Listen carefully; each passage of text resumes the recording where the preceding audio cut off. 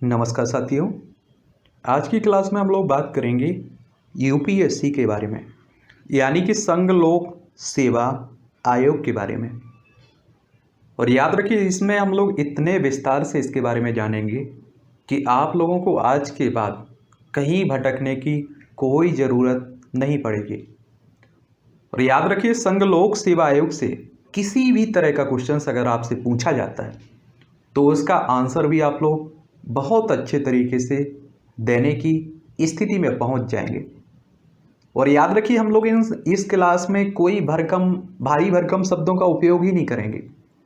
बहुत ही साधारण शब्दों में आप लोगों को समझाने की कोशिश करेंगे। और आप देखिए कि आप लोग अगर तैयारी करते हैं तो कई लोग आप लोगों से इस तरह के क्वेश्चंस पूछ लेते हैं कि संघ लोक सेवा आयोग की स्थापना कब हुई थी और इसे संवैधानिक दर्जा कब मिला है, इसमें कितने सदस्य होते हैं, इसके कार्य क्या हैं, इसका संविधान में कहाँ जगह मिली हुई है, कौन सा आर्टिकल इससे संबंधित है। इस तरह के जितने भी महत्वपूर्ण पॉइंट हैं उन्हें हम लोग एक एक करके देख लेंगे।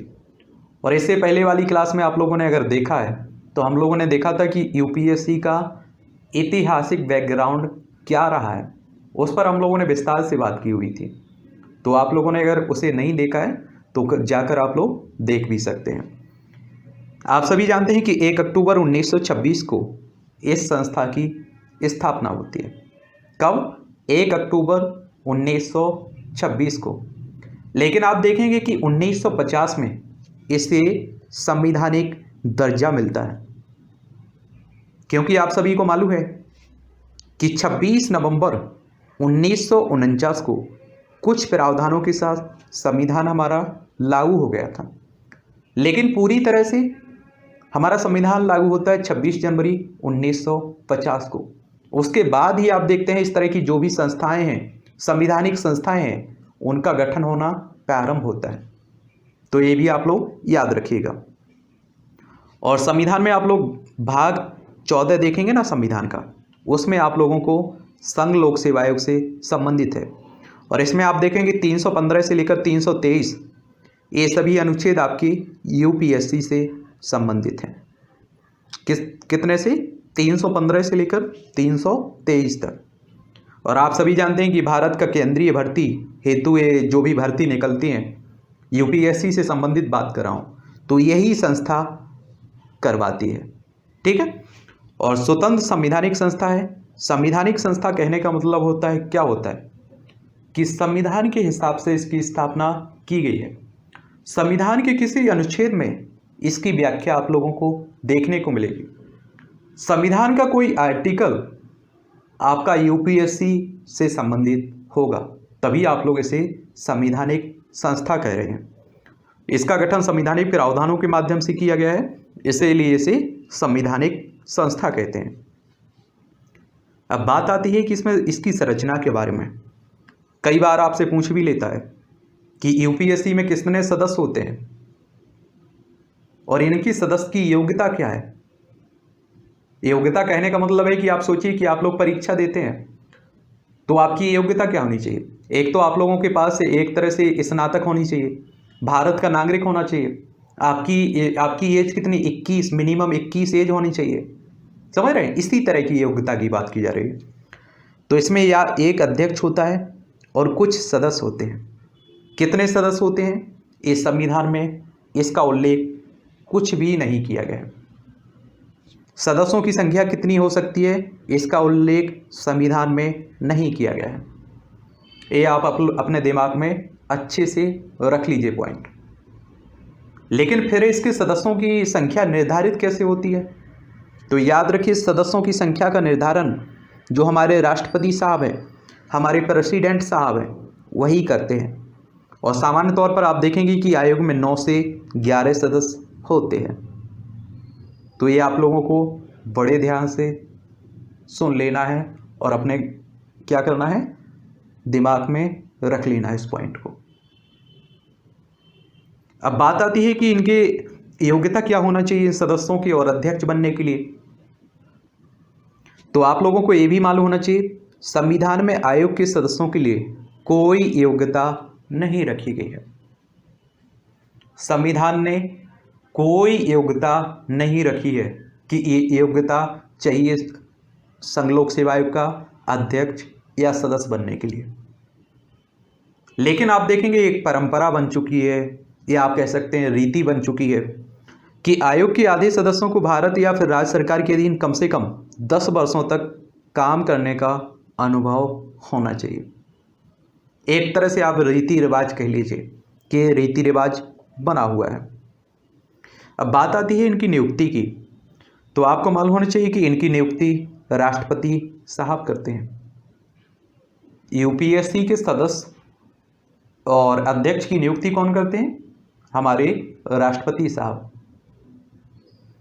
और आप देखेंगे आपके वनडे एग्जाम हो या आप देखिए यूपीएससी यानी कि सिविल सर्विस प्रीलिम्स हो, या आप देखिए और भी आपके स्टेट पीसीएस होते हैं, उनमें कई बार डायरेक्ट क्वेश्चंस भी बन जाता है कि संघ लोक सेवा आयोग के अध्यक्ष की नियुक्ति कौन करता है। तो आपको मालूम होना चाहिए राष्ट्रपति साहब। ये अपना त्याग पत्र किसे दे सकते हैं? मान लीजिए कि आप लोग यूपीएससी के आप में से कोई अध्यक्ष है, अब आप इस पद से हटना चाह रहे हैं, तो अपना त्याग पत्र यानी कि हम इस पद को त्याग रहे हैं, इस तरह का लिखित पत्र किसे दे सकते हैं आप लोग? तो याद रखिए ये भी राष्ट्रपति को ही आप लोग देंगे। नियुक्ति भी राष्ट्रपति करेगा, और अब जब आप अपनी इच्छा से पद त्यागना चाहें तो आप लोग लिखित में पद त्याग पत्र राष्ट्रपति को ही देखते हैं। अब बात आती है कार्यकाल की कि इनका कार्यकाल कितना रखा गया है। मान लीजिए कि आप में से एक कोई भी व्यक्ति आपका संघ लोक सेवा आयोग का अध्यक्ष बनता है या सदस्य बनता है, तो ये इस पद पर कितने सालों तक रह सकता है? तो आप लोगों को मालूम होना चाहिए कि 6 वर्ष की अवधि या फिर 65 वर्ष की आयु। 6 वर्ष की अवधि या 65 वर्ष की आयु का कहने का सीधा सा मतलब है कि मान लीजिए आप लोग 2020 में 21 में आप लोग 2021 मान लीजिए 2021 में आप लोग इस पद पर आते हैं, अध्यक्ष या सदस्य बनते हैं, और आपकी 6 साल रहेगी, तो 2021 से आप लोग कितने साल तक? 27 तक रहेंगे, 2027 तक। लेकिन उससे पहले अगर आपकी आयु 65 वर्ष हो जाती है तो आप लोगों को अपना पद त्यागना पड़ेगा। ठीक है, तो जो भी पहले हो इसमें उस हिसाब से आपको कार्यकाल आपका रहेगा। ठीक है, अब देखिए आप लोग कि मान लीजिए कि लोग संघ लोक सेवा आयोग का अध्यक्ष नहीं है, या अध्यक्ष का पद रिक्त है, या अध्यक्ष अपने किसी काम से गया हुआ है, उस पद पर अभी नहीं बैठा हुआ है। इस परिस्थिति में क्या होगा? कोई अगर निर्णय लेना है तो कौन अध्यक्ष का काम करेगा? तो आपको मालूम होना चाहिए कि अध्यक्ष की अनुपस्थिति में या फिर पद रिक्त हो या पद ही खाली हो, तो उस समय राष्ट्रपति क्या करेंगे?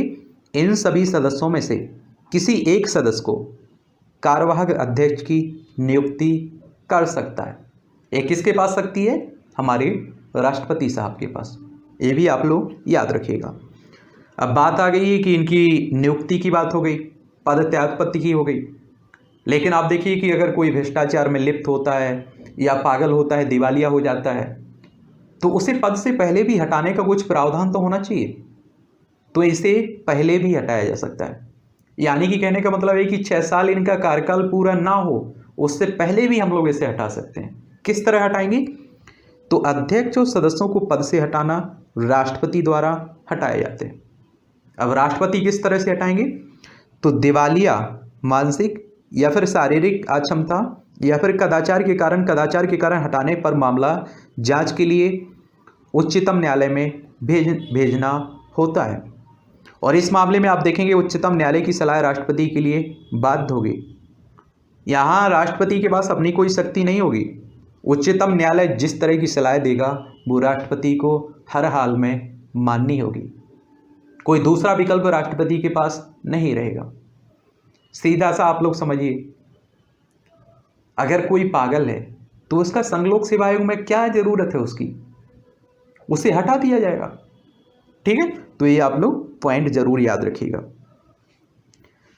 अब देख लीजिए, कई बार आप लोगों से सामान्य जानकारी के लिए कोई आपसे पूछ भी लेता है कि चलिए आप लोग यूपीएससी की तैयारी कर रहे हैं, बताइए यूपीएससी में पहला अध्यक्ष कौन था सबसे पहले जब इस संगठन का, इस आयोग का गठन होता है, स्थापना होती है, उस समय इसके अध्यक्ष कौन थे? तो याद रखिए, संघ लोक सेवा आयोग के प्रथम अध्यक्ष रास बारकर थे।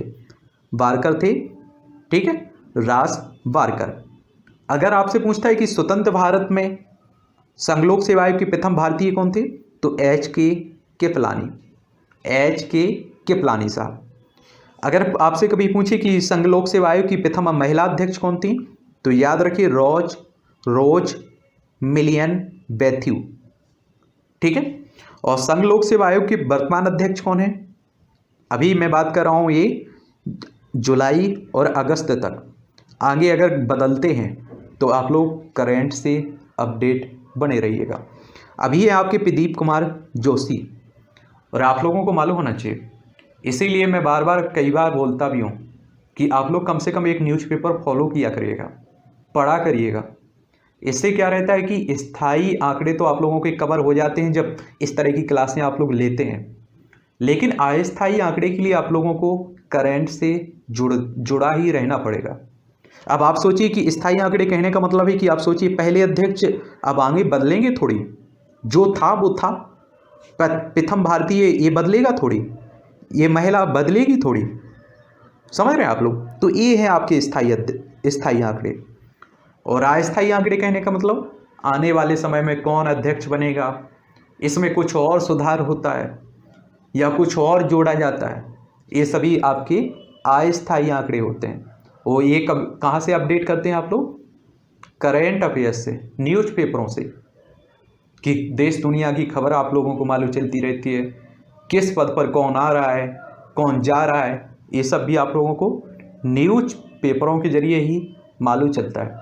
और अगर आप लोग सिविल सर्विस की तैयारी कर रहे हैं और हिंदी मीडियम से हैं, तो दैनिक आपका जागरण हो गया, राष्ट्रीय संस्करण की बात कर रहा हूँ, जनसत्ता हो गया, लोकसभा राज्यसभा टीवी हो गई, PIB हो गई, इन सबको आप लोग फॉलो करते रहा करिएगा, ठीक है।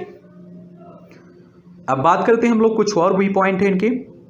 संघ लोक सेवा आयोग के अध्यक्ष और सदस्यों को वेतन, भत्ते और पेंशन भारत की संचित निधि से प्राप्त होते हैं। इनके पेंशन या भत्ते या आप देखिए वेतन में कोई कटौती नहीं की जाती है, और इस पर संसद में मतदान भी नहीं होता है।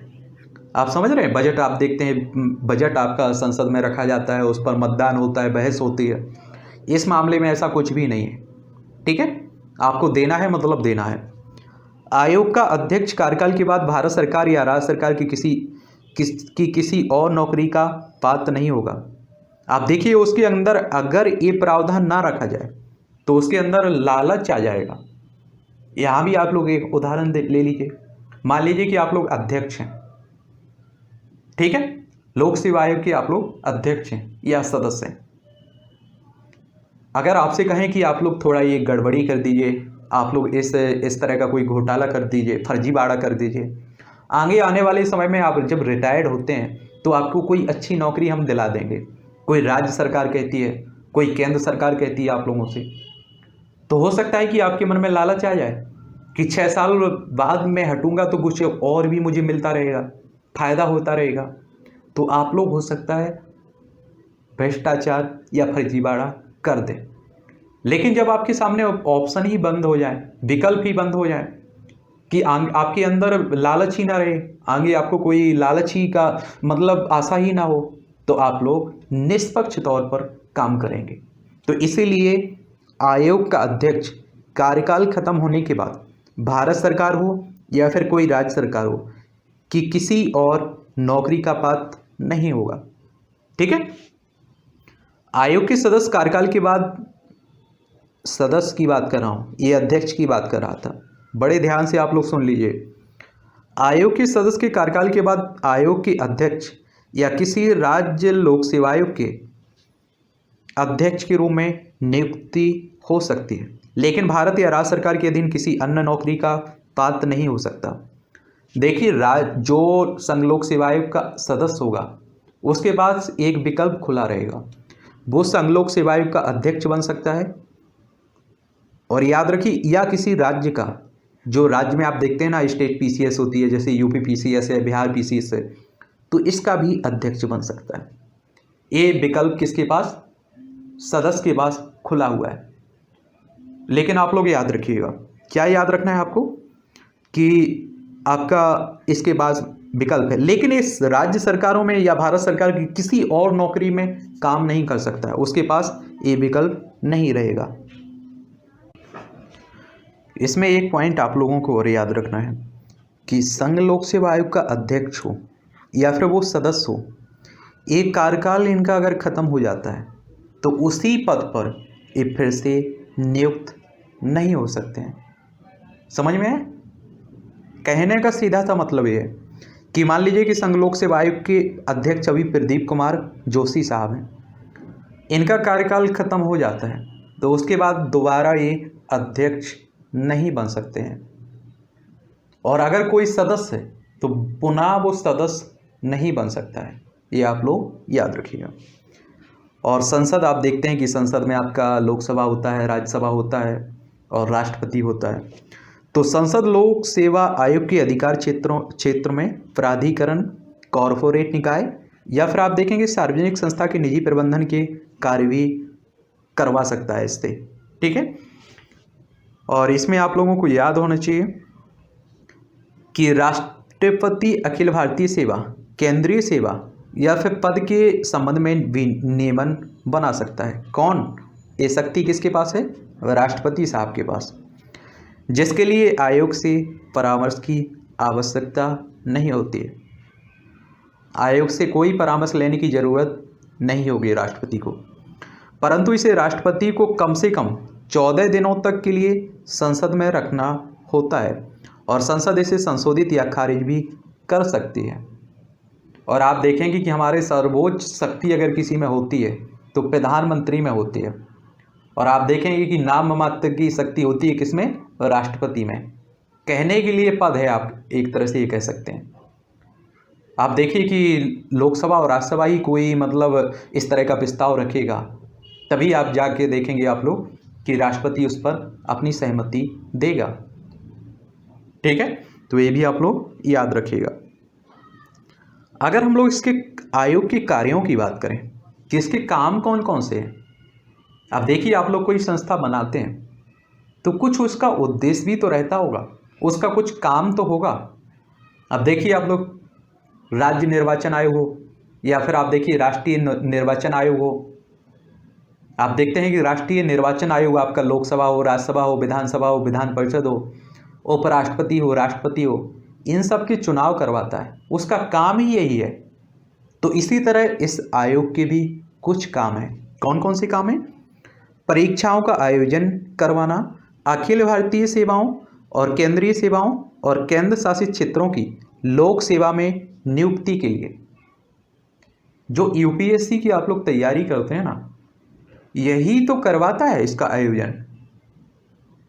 3 चरणों में आप देखते हैं। इसकी आने वाले समय में हम लोग कल जब भी टाइम मिलता है इस पर हम लोग एक सेपरेट क्लास ले लेंगे आपकी, क्या पैटर्न होता है, कितने पेपर होते हैं, इस पर सब देख लेंगे एक तरह से। सरकार के तहत विभिन्न सेवाओं और पदों के लिए भर्ती नियमों का निर्धारण और संशोधन करना, ये भी इसका कार्य है। राष्ट्रपति द्वारा आयोग को संदर्भित किसी भी मामले पर सरकार को सलाह देना, किसी राज्यपाल के अनुरोध पर किन्हीं मामलों पर राज्यों को सलाह देना। आयोग हर वर्ष अपने कामों की रिपोर्ट राष्ट्रपति को सौंपता है। ये पॉइंट भी विशेष तौर पर आप लोग याद रखिएगा। आयोग जो संघ लोक सेवा आयोग है, ये हर साल आप देखेंगे कि अपने कामों की रिपोर्ट किसे देता है? राष्ट्रपति साहब को। राष्ट्रपति साहब को कुछ आर्टिकल भी आपके बताया था कि आर्टिकल 315 से लेकर 323 तक ये आपके सभी संघ लोक सेवा आयोग से संबंधित है।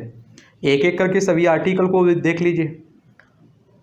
ठीक है, 315 की आर्टिकल 315 की बात करें तो संघ और राज्यों के लिए लोक सेवा आयोग के गठन की बात करता है। समझ में आया आपको? आप देखते हैं कि यूपीएससी जिस तरह से आप लोग केंद्र में सेंट्रल में देख रहे हैं ना, उसी तरह से आप लोग स्टेट में भी देखेंगे। एमपीपीएससी देख लीजिए, यूपी पीसीएस देख लीजिए, Bihar PCS, Rajasthan PCS, Chhattisgarh PCS, ये सभी आर्टिकल 315 के तहत ही इनका गठन होता है। ठीक है, आर्टिकल 316 की अगर हम बात करें, अनुच्छेद 316 की बात करें तो सदस्यों की नियुक्ति और कार्यकाल की बात करता है। कौन? आर्टिकल 316। आर्टिकल 317 की बात करें तो लोक सेवा आयोग के सदस्यों की बर्खास्तगी और निलंबन यानी कि हटाने की बात करता है। कौन? 317। आर्टिकल 318 क्या कहता है? आयोग के सदस्यों और कर्मचारियों की सेवा शर्तों संबंधी जो भी नियम है इसे बनाने की शक्ति की बात करता है। आर्टिकल 318। अगर आर्टिकल हम लोग 319 की बात करें तो आयोग के सदस्यों द्वारा सदस्यता समाप्ति के पश्चात पद पर बने रहने पर रोक की बात करता है। जो पीछे हम लोगों ने बात की हुई है ना कि सदस्य दोबारा सदस्य नहीं बन सकता है, सदस्य अध्यक्ष जरूर बन सकता है। ठीक है। आर्टिकल 320 की बात करें तो लोक सेवा आयोग के कार्यों की बात करता है। आर्टिकल 321 लोक सेवा आयोग के कार्यों को विस्तारित करने की शक्ति की बात करता है। आर्टिकल 322 लोक सेवा आयोग के खर्च की बात करता है। अब आप देखेंगे ये संस्था बनेगी, इसमें सदस्य रहेंगे, अध्यक्ष रहेंगे, तो खर्चा भी तो होगा। आर्टिकल 323 लोक सेवा आयोग के वित्तीय वेतन की बात करता है। तो ये सभी आर्टिकल आपके संघ लोक सेवा आयोग से संबंधित हैं।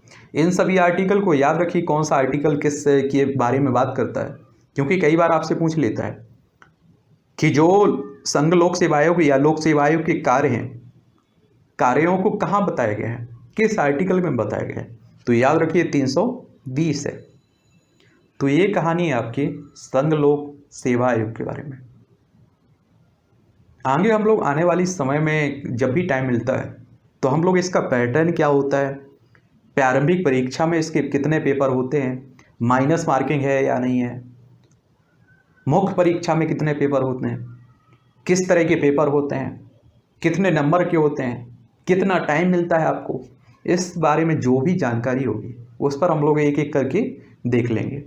और देखिए कोई भी पॉइंट छोड़ेंगे नहीं, बहुत ही साधारण शब्दों में हम लोग बात करेंगे और हर एक तरह से आप देखिए हर जगह हम लोग फोकस डालेंगे उसके। ठीक है।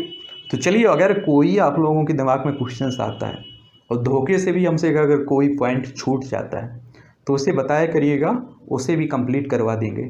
ठीक है। आप लोग बताया ज़रूर करिएगा, आपका कमेंट हर कमेंट में देखता रहता हूँ। ठीक है। मिलते हैं हम लोग नई क्लास में।